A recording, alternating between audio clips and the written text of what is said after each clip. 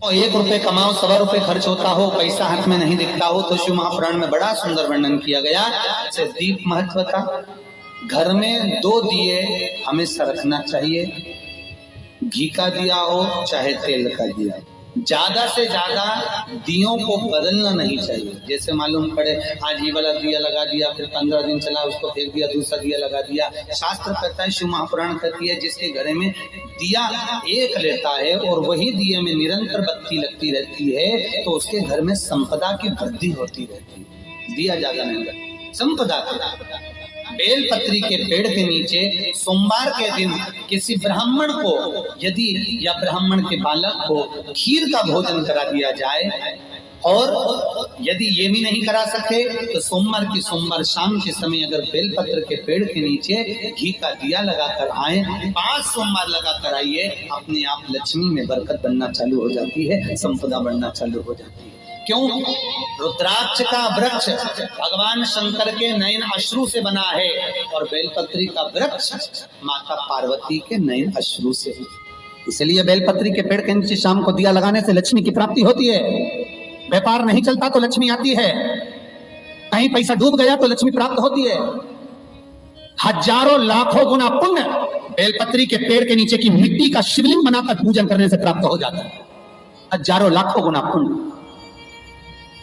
जिस लड़का लड़की का विवाह नहीं होता, बेलपत्री के पेड़ के नीचे शिवलिंग का निर्माण कर कर, उसका पूजन कर कर, आराधना कर कर, घी का दिया लगाकर शंकर भगवान के शिवलिंग का विसर्जन शाम के समय करे।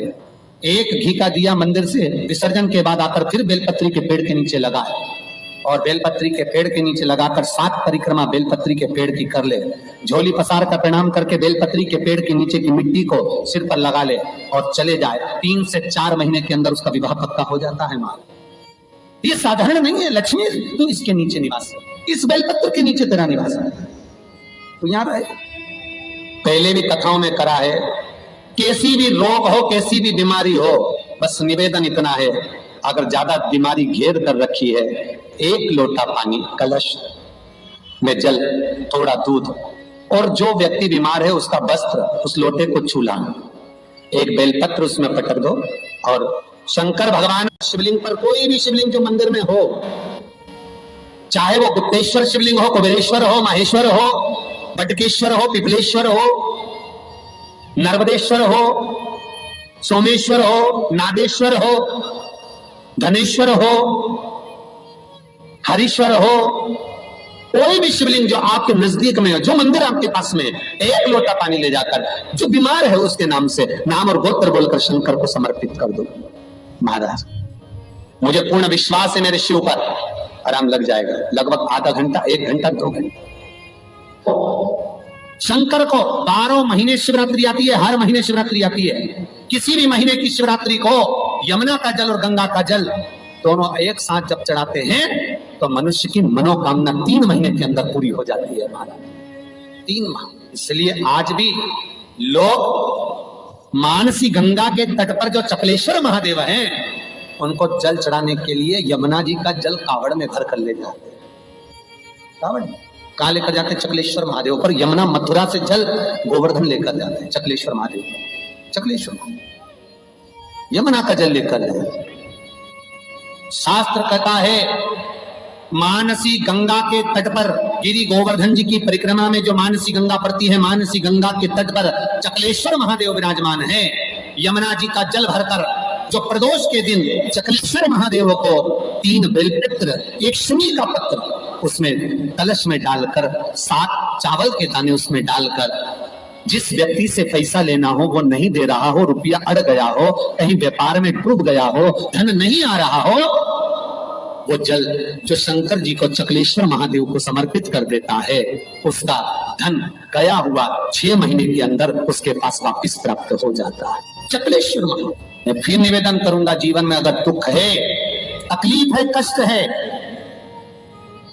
कष्ट है ज्यादा, तो शमी वृक्ष की 108 पत्तियां, 133 पत्तियां, 111 पत्तियां, शमी वृक्ष की पत्तियों को लो, शंकर भगवान पर समर्पित करो, फिर जल चढ़ाओ, फिर समर्पित करो, फिर जल चढ़ाओ, फिर समर्पित करो, फिर जल चढ़ाओ, फिर समर्पित करो, फिर जल चढ़ाओ, फिर समर्पित करो, फिर जल चढ़ाओ। 133, 111, 122 जितनी बार बन सके समर्पित कर कर आपका दुख शिव से कहो, शंकर सुख देगा, ये सुख देगा। बेलपत्र यदि लक्ष्मी प्रदान कर रहा है, बेलपत्र यदि आपको संपदा प्रदान कर रहा है, तो शमी पत्र आपको वैभव प्रदान कर रहा है। शमी पत्र आपके जीवन में सुख का अनुभव कर रहा है। शमी पत्र आपके जीवन में अटके हुए काम को सिद्ध कर रहा है। वैभव, कार्य सिद्धि, सुख, ये शमी पत्र प्रदान करता है। इसीलिए बेलपत्र तो केवल भगवान शंकर को चढ़ती है, बेलपत्र गणेश जी को चढ़ती है, देवी को बेलपत्र, और शमी पत्र एक ऐसा पत्र होता है 33 कोटि देवता शमी पत्र को पाने के लिए, 33 कोटि देवता शमी पत्र के सुख का आनंद पाते हैं। ऐसा 33 कोटि देवता। शमी का पौधा कब भगवान शंकर के शरीर से प्रकट हुआ? बेलपत्री का पौधा तो माता पार्वती के नैन अश्रु से प्रकट हुआ, रुद्राक्ष का पौधा भगवान शंकर के नैन अश्रु से प्रकट हुआ, और शमी का जो पौधा है वो उमा और महेश। जब माता पार्वती का एक अवतार हुआ था, उमा अवतार, जब माता पार्वती उमा अवतार लेकर प्रकटी थी, तब भगवान शंकर महेश्वर बनकर प्रकटे। और उमा और महेश्वर का जब मिलन हुआ, और मिलन होने पर दोनों की दृष्टि एक जगह पर पड़ी, पड़ने पर एक पौधा उत्पन्न हुआ, वो शमी का पौधा है। शिव महापुराण में वर्णन करा, स्वयं शंकर से, स्वयं शंकर भी सम्मुख में है। और अगर शिवलिंग की आप आराधना कर रहे हो, भगवान शंकर की अगर आप आराधना कर रहे हो, तो शिवलिंग की महत्वता पूर्णता में होगी। क्यों?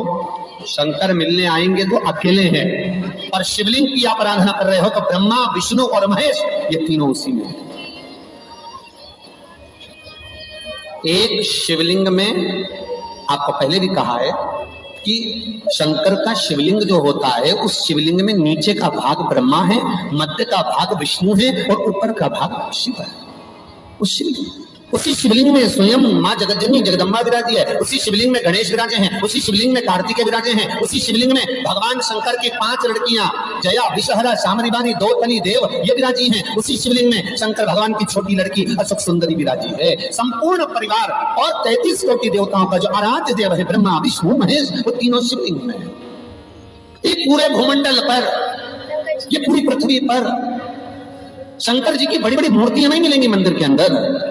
राम जी की मूर्ति मिलेगी, भगवान कृष्ण की मूर्त मिलेगी, जगदम्बा दुर्गा भवानी की मूर्त मिलेगी, दत्त भगवान की मूर्त मिलेगी, शनि महाराज की मूर्ति मिलेगी, नरसिंह भगवान की मूर्ति मिलेगी, पर भगवान शंकर की कोई मूर्त मंदिर के अंदर नहीं। शंकर का शिवलिंग मंदिर के अंदर मिलेगा। क्यों? क्योंकि शंकर कहते हैं, मेरे लिए ब्रह्मा, विष्णु, सारे देव मेरे अपने हैं, मैं इनको छोड़ नहीं सकता।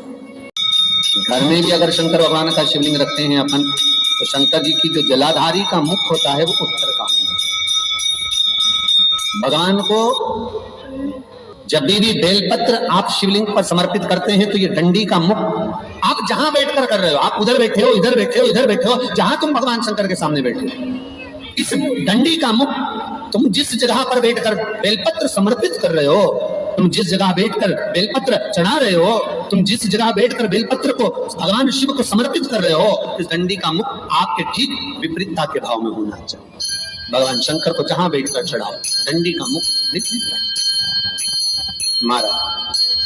जब शमी पत्र भगवान शंकर को समर्पित करो, तो शमी पत्र की डंडी का भाग आपकी ओर होना चाहिए। बेलपत्र की डंडी विपरीता भाव, और शमी पत्र की डंडी का भाव, शमी पत्र की जो डंडी होती है उसका भाग अपनी ओर हो।